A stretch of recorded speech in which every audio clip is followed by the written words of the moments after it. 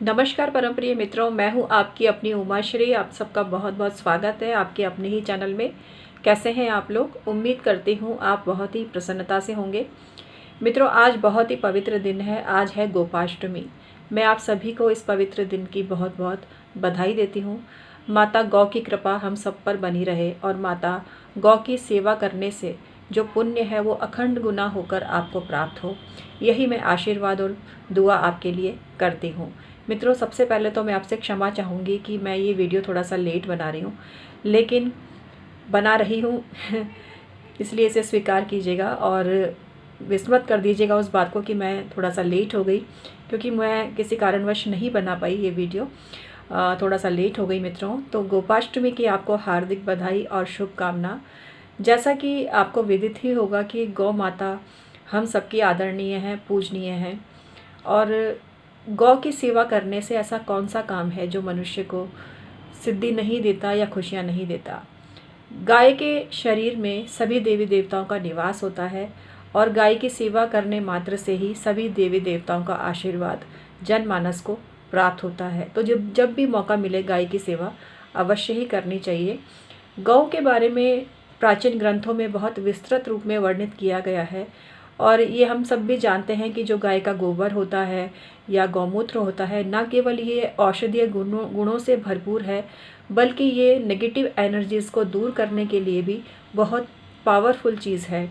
तो इस प्रकार से गाय की जो शरीर की बहुत सारी ऐसी चीज़ें होती हैं, जैसे कि गोबर है या गौमूत्र है। इवन गाय जिस जगह पर खड़ी होकर श्वास छोड़ती है, ऐसा कहा जाता है कि उस जगह के सारे जो बोलते हैं नकारात्मक चीज़ें हैं वो प्राय स्वतः ही समाप्त हो जाती है।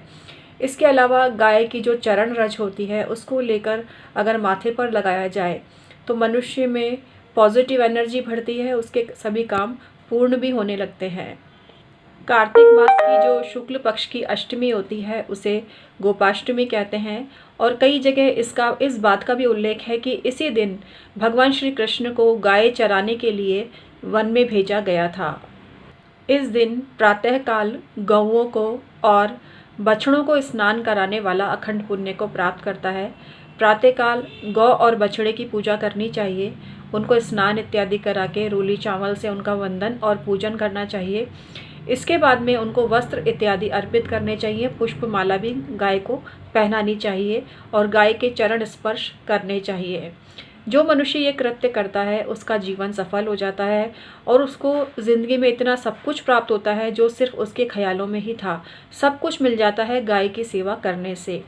गाय जब संध्या काल में लौट कर आती है, गोधूली वेला अर्थात गाय की जो धूली उड़ती है जिस समय पर, तो वो उड़ती हुई जो धूल होती है वो भी काफ़ी पवित्र होती है और उस समय पर गाय के समक्ष नतमस्तक होकर एक दीपक जलाकर अगर अपनी विश बोली जाए या अपनी प्रार्थना बोली जाए तो वो अवश्य ही पूरी होती है, ऐसा कहा गया है।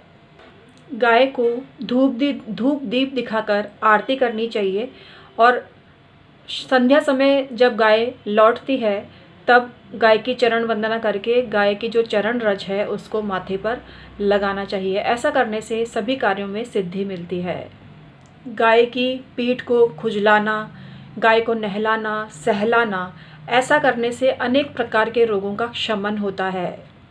गाय का स्पर्श करने मात्र से ही सभी पाप नष्ट होते हैं।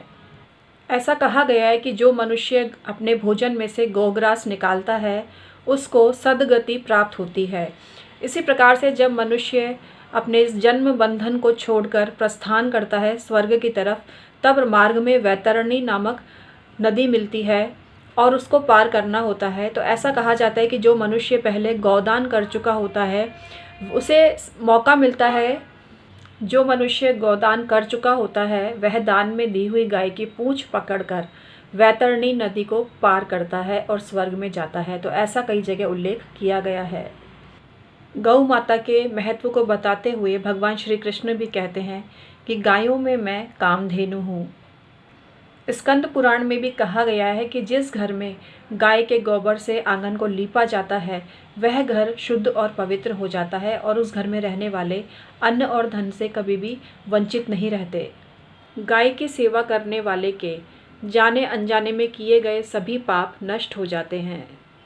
जिस घर में गाय का पंचगव्य प्रयोग किया जाता है उस घर के सभी अनिष्टकारी प्रभाव स्वतः ही नष्ट हो जाते हैं। ऐसा कहा गया है कि जो मनुष्य इस दिन गाय माता को गुड़ या जलेबी इत्यादि खिलाता है उसके सभी मनोकामनाएं पूर्ण होती हैं। तो आज का वीडियो आपको कैसा लगा अवश्य ही बताना। जय गौ माता की।